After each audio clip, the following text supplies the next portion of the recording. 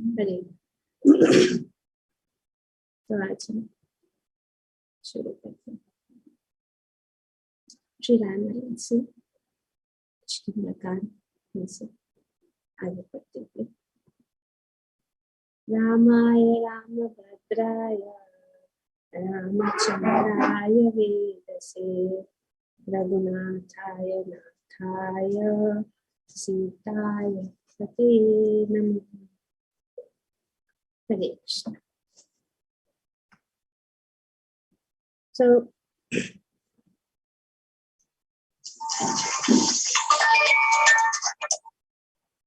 श्री राम ने वाली का वध करके सुग्रीव को अपने राज्य पे से बुला दिया और उनका सबका जो अंतिम वाली का अंतिम संस्कार करने के बाद हनुमान ने राम से सुग्रीव के साथ किष्किंधा चलकर उनका राज्य अभिषेक करने का अनुरोध किया। राम ने ऐसा करने से मना करते हुए कहा, इस समय वनवास में होने के कारण मैं किसी भी नगर में प्रवेश नहीं कर सकता हूँ। तो भगवान ने कहा कि मैं नहीं आ सकता। हनुमान को बहुत दुख हुआ, सुग्रीव को भी दुख हुआ, पर भगवान ने कहा कि मैं भी वनवास में हूँ तो मैं नहीं आ सकता। तो मैं किसी भी नगर में प्रवेश नहीं कर सकता। मेरा सुझाव है हे हनुमान, आप सुग्रीव का राज्याभिषेक करें। राज्याभिषेक के समय पर ही अंगद को उत्तराधिकारी घोषित किया जा सकता है। तो उन्होंने इस प्रकार से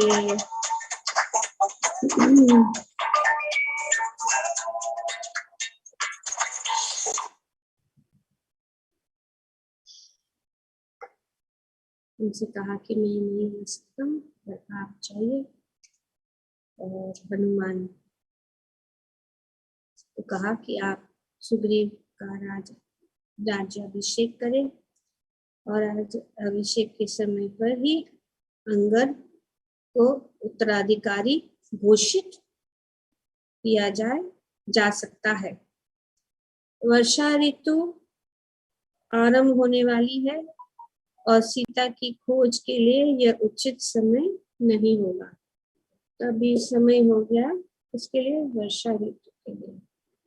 तो भगवान ने कहा कि ये वर्षा ऋतु आ गई है, इसीलिए सीता की खोज के लिए यह उचित समय नहीं है। इसलिए आप सभी वानर प्रमुख 4 मास तक किष्किंधा में रह सकते हैं, जबकि मैं और लक्ष्मण किसी पर्वत की गुफा में रहकर समय व्यतीत करेंगे। तो भगवान ने इस प्रकार से कहा कि आप लोग जो है यहीं पे सब वानर जो है किष्किंधा में रहे और मैं और लक्ष्मण जो है एक गुफा में हम रहेंगे और अपना समय जो है 4 महीना जो है ये वर्षा का समय हम जो है गुफा में। पतझड़ की ऋतु आते ही हम रावण के खोज की चतुर्दिक खोज का काम आरंभ कर सकते हैं। उन्होंने कहा कि ये ऋतु होने के बाद में जब पतझड़ की ऋतु आए तो हम काम शुरू करेंगे, रावण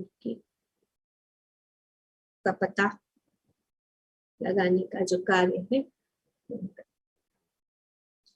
किष्किंधा में सुग्रीव के प्रवेश पर सभी नागरिकों ने उनका हार्दिक स्वागत अभिनंदन किया। सुग्रीव के सिंहासनारूढ़ होते समय अग्रणी वानरों ने स्नान अनुष्ठान संपन्न कराया। इस अग्रणी वानरों में मैदा, विदा और हनुमान के साथ ही ऋक्षराज जांबवन भी थे।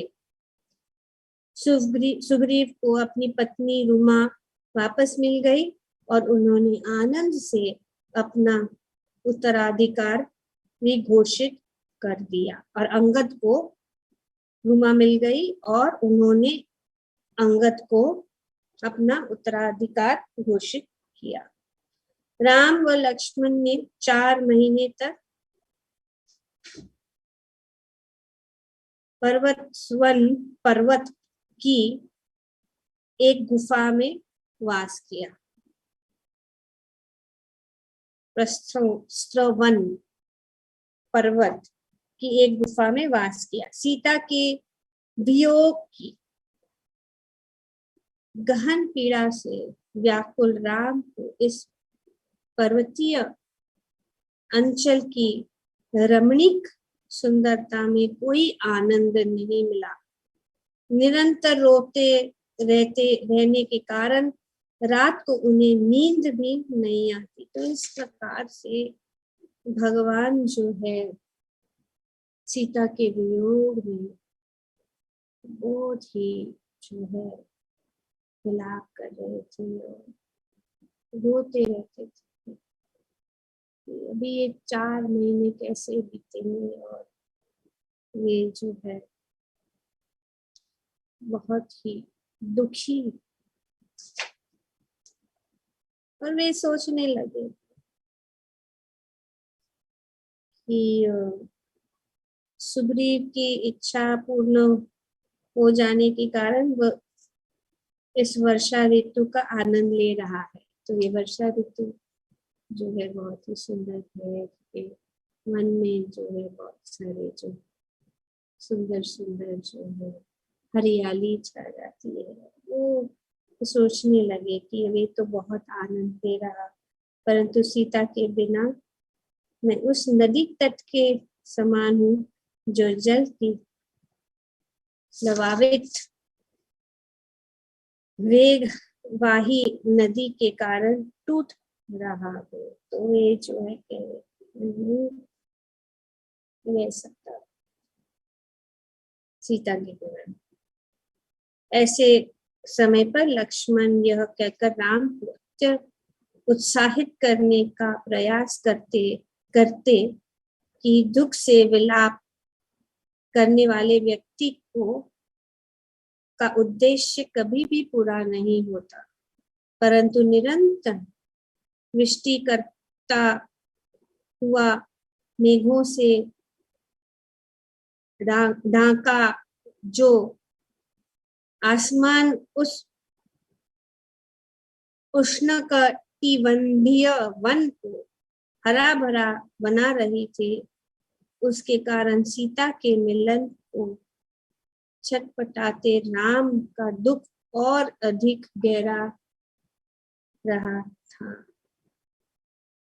तो ये दुख जो है बढ़ता ही जा रहा है। राम ये मान रहे थे कि सुग्रीव को उसका राज्य वापस दिलाने के कारण वानर राज सीता की खोज करने में सहायता देने का वचन कभी नहीं भूलेंगे। और जब पतझड़ ऋतु आ गई और आसमान साफ स्वच्छ और नीला हो गया, तब भी सुग्रीव राम से मिलने नहीं आए। तभी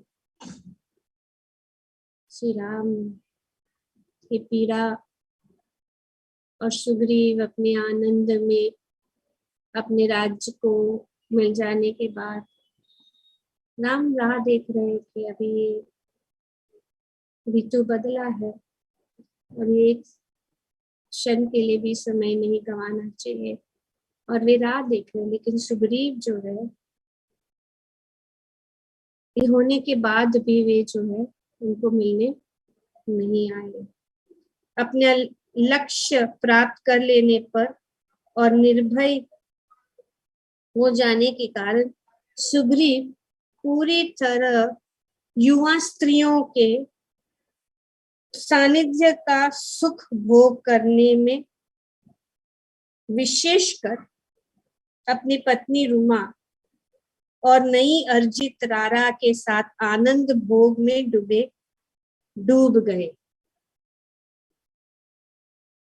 तो इसके कारण राजकाज की देखभाल करने में भी सुग्रीव लापरवाही करने लगे। तभी वे जो है आनंद और इंद्र तृप्ति, आनंद भोग में, खास करके स्त्रियों के साथ और अपनी पत्नी रुमा और अभी तारा। एक्चुअली जब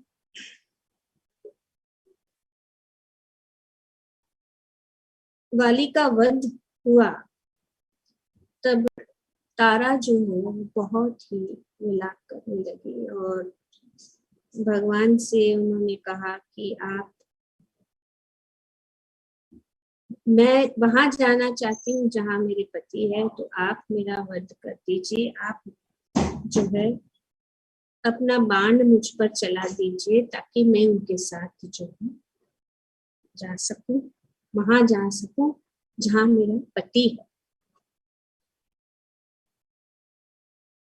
और भगवान ने उनको समझाया और जब वे शांत हो गए तब जो है सुग्रीव भगवान के श्री चरण कमलों में प्रणाम करने लगे और तारा भी भगवान के श्री चरण कमलों में जो है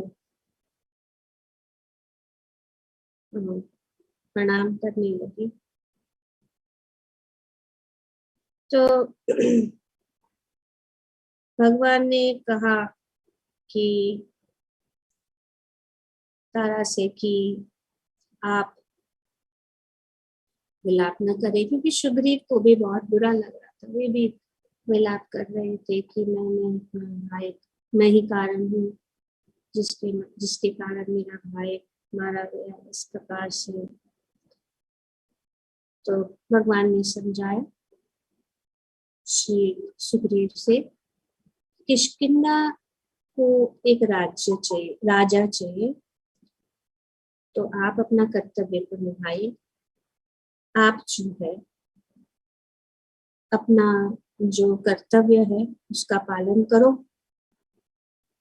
और अंगद जो है उनको जो है सुरक्षा जरूरी है। और कैसी सुरक्षा? माता पिता की सुरक्षा। और तारा को एक पति की सुरक्षा जरूरी है। तो उन्होंने सुग्रीव से कहा ये सबसे अच्छा होगा कि अगर आप तारा को अपनी पत्नी के रूप में स्वीकार करें। तो भगवान ने सुग्रीव से कहा कि आप तारा को अपने पत्नी के रूप में स्वीकार करें और अंगद को अपने पुत्र के रूप में। तो इस प्रकार से भगवान ने जो है इस सुग्रीव और तारा से इस प्रकार से कहा। ये बहुत ही आश्चर्यचकित हो गए कि ऐसे कैसे हो सकता है, लेकिन भगवान ने उनको कहा कि ये जरूरी है क्योंकि ये बहुत अच्छा होगा। और फिर सुग्रीव ने इस प्रकार से सोचा कि यही अच्छा रहेगा ताकि उनकी सुरक्षा, सिक्योरिटी मिल जाएगी। कि वे भी विलाप कर रही कि अभी मेरा पति नहीं है, मैं क्या करूंगी। तो इस प्रकार से यहाँ पे बताया जा रहा है कि वे जो है जब राज्य मिल गया वे जो है सब कुछ भूल गए, जैसे कि भगवान को ऐसे लग रहा था कि अभी वो नहीं आ रहा। और यहाँ पे वो जो है आनंद का भोग कर रहे थे स्त्रियों के साथ, और खास करके अपनी पत्नी रूमा और नई अर्जित तारा के साथ बेजू में आनंद के भोग में डूब गए थे। तो हनुमान को पता था, तो हनुमान को ये पता था कि अभी समय बीते जा रहा है, और सुग्रीव जो है इतना आनंद भोग में लगा हुआ है, इंद्र तृप्ति में लगा हुआ है, काम वासना से पूरी तरह से वो ग्रस्त हो गया है। और इस प्रकार से उन्होंने सोचा, और हनुमान ने देखा कि सुग्रीव किस तरह से इंद्रिय भोगी बन गए हैं और अपने दायित्वों को पूर्णतः अवहेलना कर रहे हैं। तो उन्होंने राजा के पास जाकर उन्हें सलाह दी। तो उन्होंने देखा, क्योंकि वे भूल ही गए, वे इतने डूब गए थे कि उनको पता ही नहीं लग रहा है कि वे जिस आनंद को वो भोग रहे थे, उनको पता ही नहीं लगा कि समय कैसे बीत गया। समय जो है सबके ऊपर प्रभाव होता है, लेकिन जब इंद्रिय भोग और आनंद में कोई लगता है तो समय कब और कैसे बीत जाता है पता ही नहीं लगता। तो इस प्रकार से उनको समय जो है उसमें इतने इंद्र तृप्ति में लगे थे, उनको पता ही नहीं लगा। पर यहाँ पे राम के लिए समय जो है जैसे कि आगे बढ़ ही नहीं रहा। दुख का समय, दुख जब आता है तो ऐसा लगता है कि ये इसका कोई अंत ही नहीं है, और वो कितना धीरे जा रहा। वियोग श्री राम को हर पल जो है बहुत भारी लग रहा था कि कब ये समय बीतेगा, कब ये समय बीतेगा। और यहाँ पे सुग्रीव आनंद के भोग में उसके हाथ से कैसे समय जा रहा उसको समझ में ही नहीं आया। तो हनुमान जी ने सोचा कि अभी जरूरी है, और उन्होंने जाकर उनको सलाह दी कि आपको राम को दिए गए वचन का निर्वाह करके उनकी लाज रखनी चाहिए। आपके प्रति मित्रता पूर्वक आदर दर्शिते हुए राम अब तक यहाँ पर आपको आपके वचन की याद दिलाने नहीं आए। अभी बहुत समय बीत गया है, वर्षा ऋतु भी चली गई, पतझड़ आ गया, और आपके आदर और मित्रता के कारण अभी तक श्री राम यहाँ पे आपको याद दिलाने नहीं आए। क्योंकि हनुमान जो है भगवान के भक्त होने के नाते उनको श्री राम के दर्द महसूस हो रहा है कि हर पल किस प्रकार से राम जो है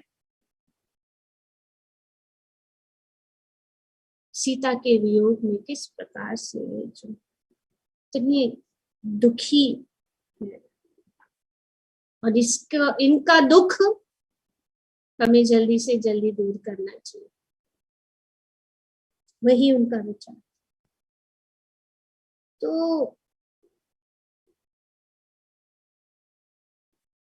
उन्होंने कहा कि राम अब तक यहाँ पर आपको अपने वचन की याद दिलाने नहीं आए, परंतु आपको सदैव यह याद रखना चाहिए कि उनकी कृपा से ही आपको यह ऐश्वर्य प्राप्त हुआ है।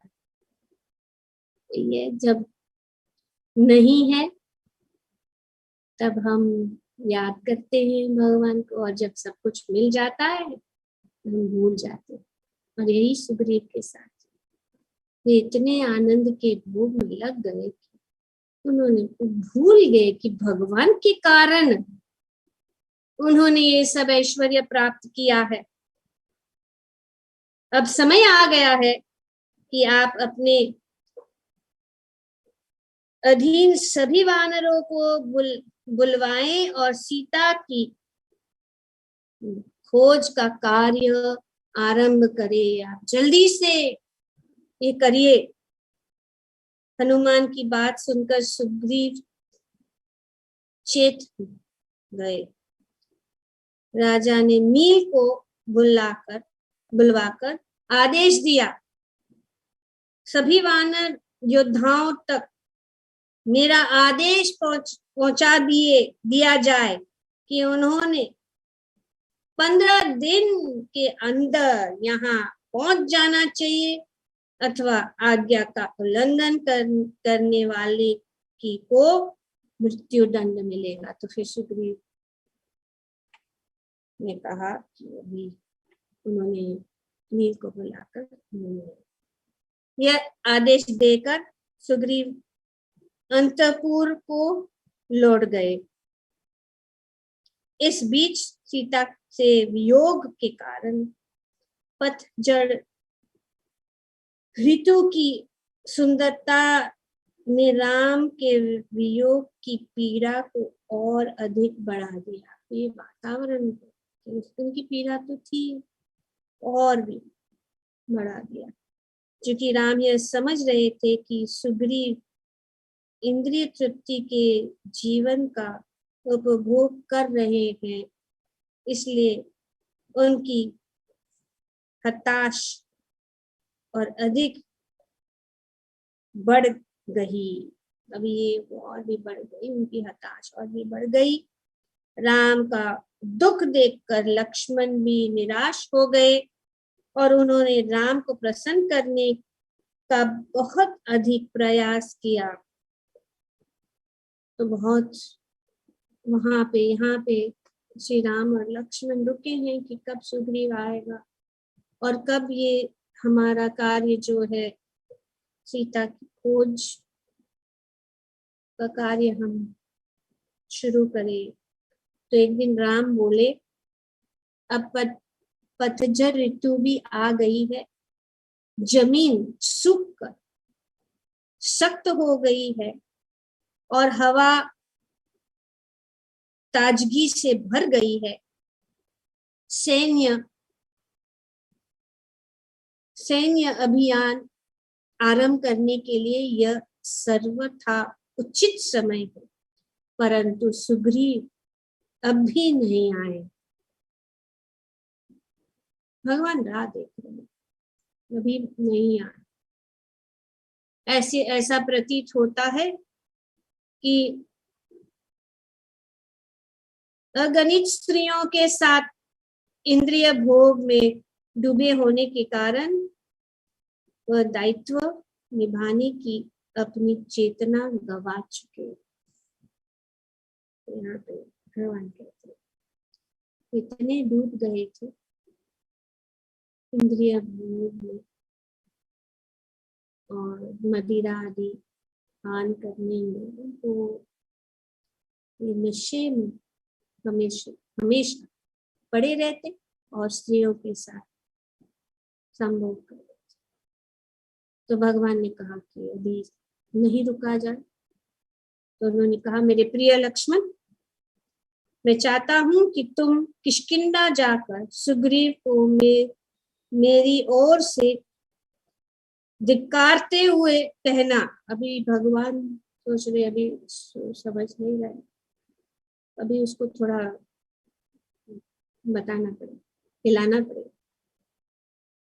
नहीं तो ये माया की गोद में सो रहा है, अपने कार्य को भूल रहा है। धिक्कारते हुए कहना कि हे वानर राज,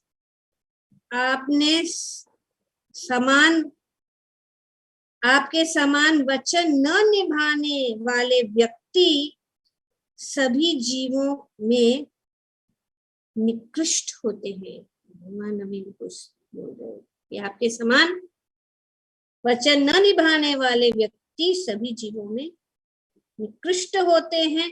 मैं यह देखकर आश्चर्यचकित हूँ कि आपको अपने बड़े भाई का वध करने वाले मुझसे वचन नहीं निभाने का तनिक भी भय नहीं है। मैं आपको चेतावनी देता हूँ कि यदि आपने सीता को खोजने में मेरी सहायता करने का विचार नहीं निभाया तो मैं स्वयं किष्किंधा आकर आपके समस्त संबंधियों को सहित आपका वध कर दूंगा। भगवान ने लक्ष्मण से कहा। भगवान बहुत, लक्ष्मण तो यही चाहता, लेकिन लक्ष्मण बहुत ही क्रोधित हो रहा था कि ये वचन देने के बाद भी वचन नहीं निभाया। We was waiting for a chance.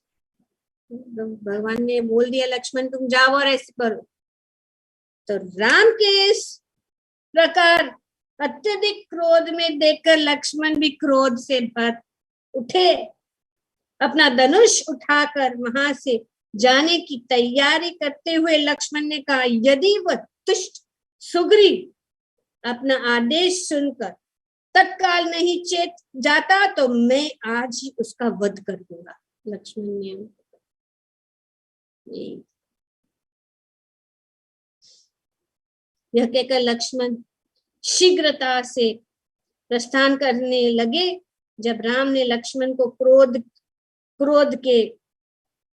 के क्रोध को शांत करते हुए कहा तब भगवान ने देखा अरे बाबा ये तो बहुत ज्यादा ही क्रोधित हो गए। अभी उसको थोड़ा शांत करने के लिए भगवान ने कहा पहले सुग्रीव से मित्रता पूर्वक स्वर में बात करना, क्योंकि मुझे विश्वास है कि उसे होश में लाने के लिए इतना ही पर्याप्त है। तो भगवान ने कहा कि और बहुत ज्यादा न हो जाए बात, लेकिन लक्ष्मण गए। उनके बाद अत्यंत आवेश में भरकर लक्ष्मण ने किष्किंधा में प्रवेश किया, जो एक विशाल काय गुफा के अंदर निर्मित एक सुंदर नगरी थी। तो ये बहुत ही सुंदर नगरी थी ये किष्किंधा। और लक्ष्मण जो गए, लक्ष्मण किसी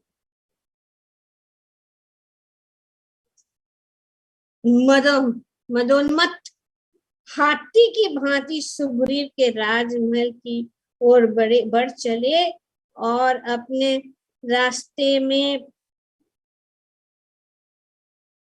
पड़ने वाले वृक्षों को क्रोध से उखाड़ फेंकने लगे। तो बहुत क्रोध से वो अंदर जैसे कि एक मदोन्मत्त हाथी तरह में जो है, और जो भी रास्ते में पेड़ वगैरह उखाड़ने लगे। राजमहल के प्रवेश द्वार की रक्षा में अनेक भयानक वानर तैनात थे।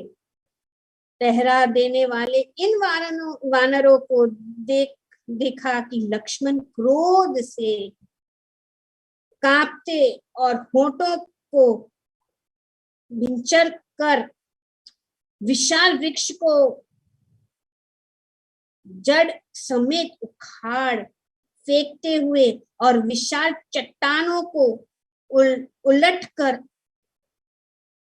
आगे बढ़े चले आ रहे। तो उन्होंने सबको, जितने भी चट्टाने थे, जितने भी दरवाजे थे, जितने भी रास्ते, जो भी कुछ भी था, उन्होंने जो है उनको उखाड़ दिया इतने क्रोध में। तभी लक्ष्मण ने देखा कि सैनिक स्वयं का अस्त्र शस्त्र से सुसज्जित कर रहे हैं, तो वह प्रचंड क्रोध से भर उठे, जिसे देखकर आतंकी वानर इधर उधर भागने लगे। अभी जो भी वानर थे वहां पे, उनको देखकर, उनकी क्रोध से, लक्ष्मण के क्रोध को देख, और सुग्रीव यहाँ पे पड़ा हुआ है, उसको कुछ भी पता नहीं क्या हो रहा है। तो जब मंत्रीगण मंत्रीगण शीघ्रता से सुग्रीव को यह सूचना देने भागे कि लक्ष्मण भयानक क्रोध से भर कर वहां आ रहे हैं, तो वे जो है सुग्रीव को कहने के लिए गए, परंतु सुग्रीव वासनापूर्ण इच्छा के वशीभूत तारा के साथ थे, इसलिए उन्होंने मंत्रियों की चेतावनी पर ध्यान नहीं दिया। सब मंत्री जो है सब भाग के उनको कह रहे कि अभी ये जो है लक्ष्मण आए क्रोध में, और वो इतने उसमें वशीभूत थे कि वे जो है। इस बीच मंत्रियों ने वानरों को आदेश दिया कि वे युद्ध के लिए स्वयं को अस्त्र शस्त्र से सुसज्जित कर ले। तभी लक्ष्मण की भेंट अंगद से हुई और उन्होंने अंगद से कहा कि वह सुग्रीव को उनके आगमन की सूचना दे। तो लक्ष्मण ने कहा कि मैं आया हूँ, आप सूचना दें। अंगद सुग्रीव के पास गए और उनके पैर पकड़कर उन्हें लक्ष्मण के आने की सूचना दी। तो वे सुनने के लिए मतलब उनको समझ भी नहीं आ रहा, वे इतने मोहग्रस्त थे, वे इतने जो है डूबे हुए थे क्षय भोग में। सुग्रीव मग्ध के नशे में चूर होकर पड़े थे, इसलिए वे अंगद की पुकार सुनकर भी नहीं जाते। वे इतने नशे में थे, वे इतने इंटॉक्सिकेटेड थे कि पड़े रहे। उन्होंने अंगद की भी पुकार सुनकर भी वे नहीं जागे। जब लक्ष्मण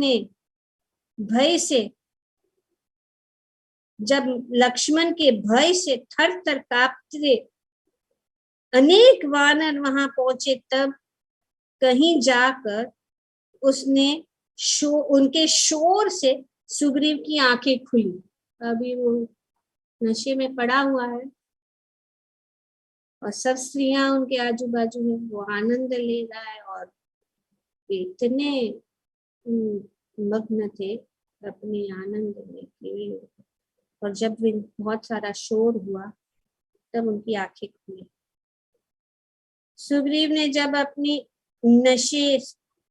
नशे से लाल आंखें खोली तो मंत्रियों ने उनसे कहा, लक्ष्मण अत्यंत क्रोध से राजमहल के प्रवेश द्वार पर आपकी प्रतीक्षा कर रहा है। तो उन्होंने कहा कि लक्ष्मण, और जो भगवान ने सोचा था वही हो रहा, क्योंकि ये तो आने वाला ही नहीं था। उसको जब वो जगा भी रहे थे तो भी वो उठ नहीं रहा, तो उसका आना संभव नहीं था। तो इसीलिए लक्ष्मण को भगवान ने भेजा। हमारी सलाह है कि आप वहां जाएं और उन्हें शांत करने के लिए आप उन्हें आदर से प्रणाम करके संपूर्ण भाव प्रकट करें। तो उन्होंने कहा कि आप उनके समर्पित हो जाइए, उनको आइए आप वहां पे। इस प्रकार से उनके मंत्रियों ने उनको कहा। अंततः मामले की गंभीरता को समझकर सुग्रीव झटपट अपने बिस्तर से उठे और अच्छाई प्रकट करने लगे कि आखिर लक्ष्मण उनसे इतने अधिक नाराज क्यों हुए। अभी वो सोचने लगे कि क्या बात है भाई, लक्ष्मण क्यों इतने। तब हनुमान ने उन्हें याद दिलाया, हे राजन, आप इंद्रिय भोग में इतने डूब गए थे कि आपको समय बीतने का ध्यान ही नहीं रहा। पतझड़ ऋतु आए हुए बहुत समय हो गया है, परंतु आपने सीता को खोजने में राम की सहायता करने के आपके वचन की अवहेलना की। तो लक्ष्मण हनुमान जी ने बताया, लक्ष्मण यहाँ पर केवल आपको अपने दायित्व का ध्यान दिलाने आए हैं, इसलिए बेहतर यही होगा कि आप हाथ जोड़कर उनके सामने जाए और उन्हें शांत हो जाने की विनती करें।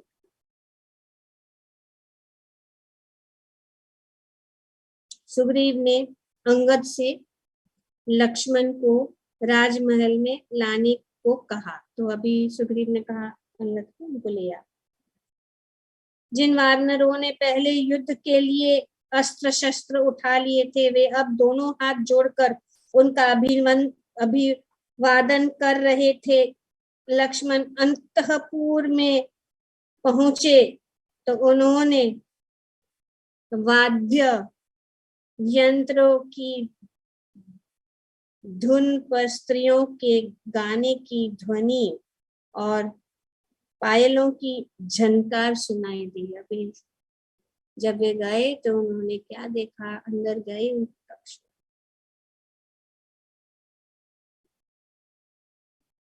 वास्तव में सभी युवा व सुंदर स्त्रियों को देखकर लक्ष्मण को लज्जा का अनुभव हुआ, क्योंकि उन्होंने दूसरे व्यक्तियों की पत्नियों का सानिध्य नहीं रखने की प्रतिज्ञा की थी। तो अभी उन्होंने उनको बहुत टोटली एम्बैरेस्ड जैसा देख के कि यहाँ पे क्या चल रहा है, तो बहुत उनको लज्जा हुई। यद्यपि उसके कारण वो अंदर प्रवेश नहीं कर सके, तो वे अंदर नहीं गए। उन्होंने देखा यहाँ पे क्या चल रहा है, यहाँ पे तो नहीं जा, परंतु उन्होंने सुग्रीव को चेतावनी देकर भयभीत करने के लिए अपने पराक्रमी धनुष की प्रत्यंशा खींचकर टनकार ध्वनि उत्पन्न की। उन्होंने वो जो है अपने धनुष के जो प्रत्यंशा जोर से उन्होंने आवाज देख बहुत सब लोग तब डर गए। इस भयानक गर्जनकारी टंकार ध्वनि को सुनकर सुग्रीव थर थर कांपने लगे। अभी वो बहुत अभी पता लग गया कि उनका क्रोध तो बहुत है, भी उसके सामने कैसे जाए। तो बहुत कांपने लगे और तारा से बोले, पता नहीं लक्ष्मण इतना अधिक क्रोधित क्यों है।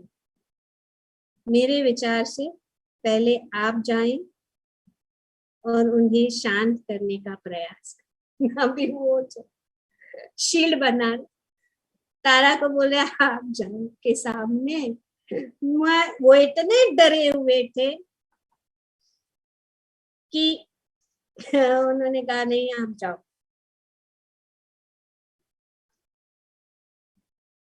तो तारा जो है हम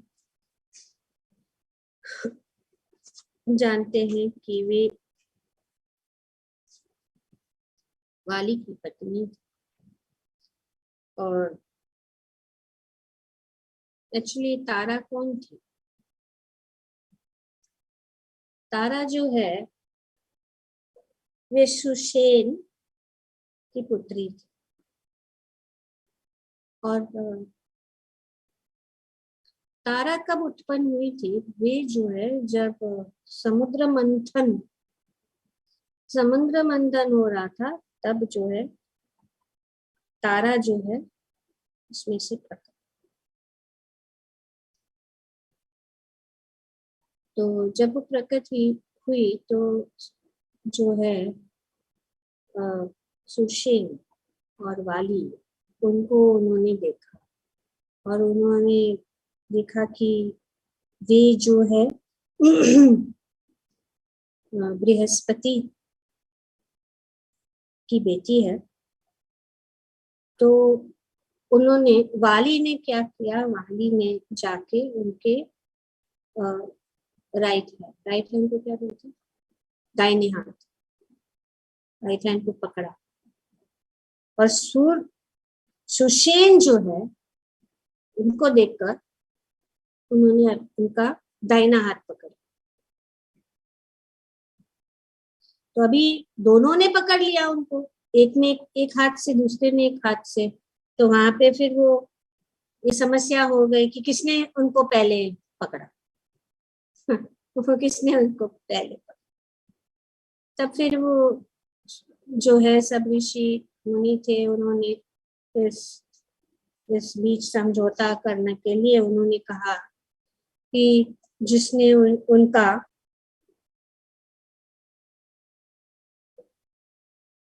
दाहिने हाथ को पकड़ा वो उनका पति होगा, और जिसने इनका बाएं हाथ को पकड़ा है वो उनका पिता होगा। तो इस प्रकार से जो है सुसेन जो है उनके पिता बने और वाली जो है उनके पति। और क्योंकि वे बृहस्पति की पुत्री थी, वो बहुत ही बुद्धिमान और बहुत ही वे सब कुछ जानती थी।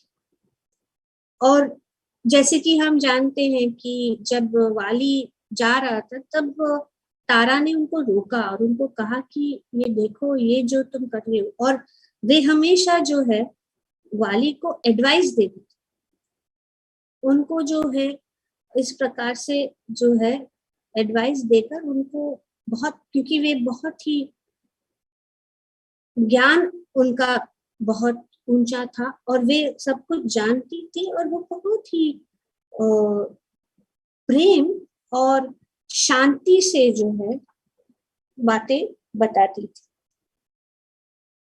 तो अभी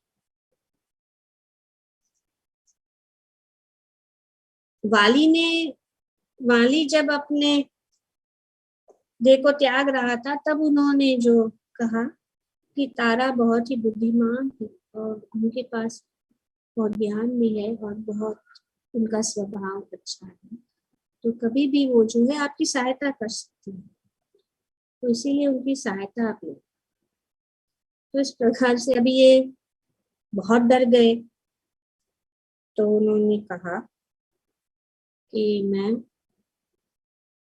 नहीं जा पा रहा हूँ, मैं नहीं जा पाऊंगा, आप ऐसा करो, आप जाइए। और अपने मधुर वचन से जो है लक्ष्मण को शांत करने की कोशिश की। तो ये बताया गया है शास्त्रों में कि पंच कन्याएं हैं, पंचकन्याएं हैं, इसमें से तारा एक। तो पंचकन्याएं कौन है? अहल्या, द्रौपदी, सीता, तारा, मंदोदरी। ये बहुत ही महान जो है स्त्रियां हैं। और हम देखते हैं कि तारा किस प्रकार से जो है यहाँ पे लक्ष्मण को उन्होंने शांत कर। तो कहा गया है शास्त्रों में कि अहल्या, द्रौपदी, सीता, तारा, मंदोदरी तथा पंचकन्या स्मरेन् नित्यम महापातकानि नाशिनी, महापाप नाशिनी। ये जो कोई भी इन 5 पंचकन्या का स्मरण करता है, उनके सब जो हर दिन उनका अगर स्मरण करता है, उनके सभी पाप जो है नष्ट हो जाते। इतना ऊंचा स्तर दिया है। तो शास्त्रों में स्त्रियों का ऊंचा स्तर है। कुंती महारानी है, कभी कभी कुंती को भी इसमें कुछ जगह में कुंती का भी वर्णन है, सीता कुंती इस प्रकार से, इनको बहुत ऊंचा स्तर है, ऐसा नहीं जो आजकल लोग सोचते विमेन एम्पावरमेंट। ये देखो विमेन एम्पावरमेंट क्या है, यहाँ पे देखो, तो ऐसा नहीं है। तभी अभी जो वो नहीं करता है वो बोल रहा है कि अभी आप जाओ, आप जाइए, आप जाइए और उन्हें शांत करने का प्रयास करो। तारा जब लक्ष्मण के पास आई तो उनकी पोशाक थोड़ी झलक गई। अभी वो she was not even properly dressed, अभी वो इनटू द एक्ट। और यहाँ पे द फैक्ट ये है, बट अर्जेंसी था, वे अपने आप को सीधे कपड़े पे नहीं उनके ठीक से पहनी हुई थी, आधे जो है नग्न अवस्था में, और नशे के कारण, नशे में भी तारा इतना भोग विलास करते, नशे के कारण उनकी आंखें मुड़ने लगी, जिसके कारण लक्ष्मण को क्रोध शांत हो गया। लक्ष्मण आदरवश उनके पैरों को देखने लगे। अभी उन्होंने देखा भी नहीं, लेकिन उनको महसूस हुआ लक्ष्मण को, और वे जो है नीचे देखने।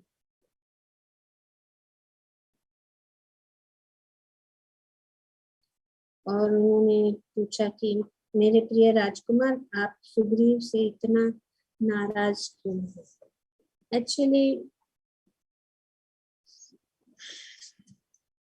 बहुत सुंदर रूप से वर्णन किया गया अन्य किताबों में, जो अंग्रेजी में है। It's very interesting episode. थोड़ा क्योंकि हिंदी में जितना भी हो सके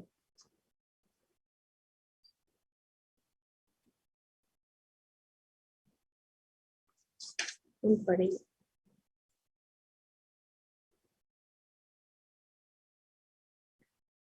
तो सुग्रीव ने तारा को सामने कर, और वे इस प्रकार से, वे भी नशे में थे, और पर उसने अपने आप को जो है, अपने मन को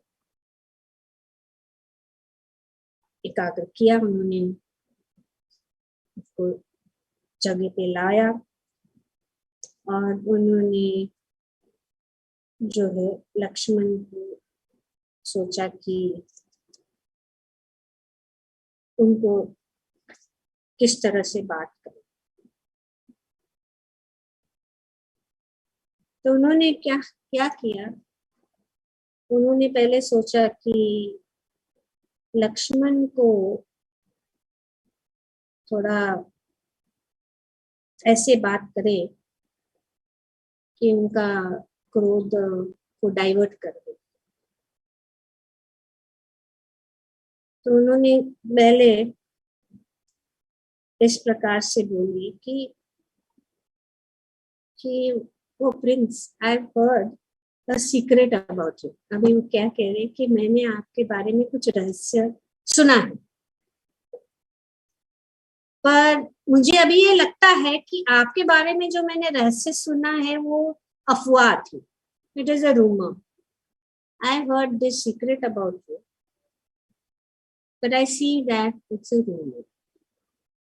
I have heard that you could never stay away from your brother for even a few minutes. उन्होंने कहा कि मैंने सुना है कि आप जो है आपके भाई से दूर कुछ पल के लिए भी दूर नहीं रह सकते, पर आप तो यहाँ पे बहुत समय तक हैं। क्या बात है, क्या ये सच है कि आप उनको कभी भी छोड़ती नहीं है? उनको छोड़ नहीं सकते थोड़ी देर के लिए, पर आप इतनी देरी से यहाँ पे है, क्या कारण है? सचमुच आपका जो कार्य है बहुत ही महत्वपूर्ण होगा, बहुत अर्जेंट होगा, बहुत इमरजेंसी होगा कि आपको अपने प्रिय राम से इतना देर तक दूर रखा है।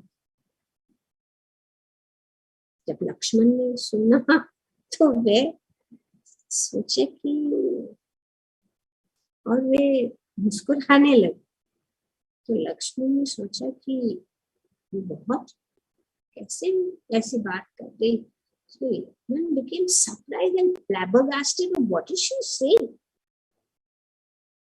That I've heard a secret, and that you never stay away from your brother for more than a few minutes. How is it that now that you have been here for a while, how is it that you're still alive? आप जीवित कैसे हैं उनसे दूर रह? Surely your errand must be so urgent and important to have kept you away from him for so long. Lakshman's reaction. और तारा को जो चाहिए था उनको डाइवर्ट कर दिया उन्होंने। तो she was very very expert how to handle a situation. Tara's word had the desired effect. She giggled a little to irritate him further. Lakshman was beyond surprise. He was flabbergasted. How dare anyone speak to me in this tone? Like, किसने हिम्मत किया मेरे से ऐसी बात करने? Which woman could read my mind so accurately and challenge me in this way? कौन है ऐसी स्त्री जो मुझे इस प्रकार से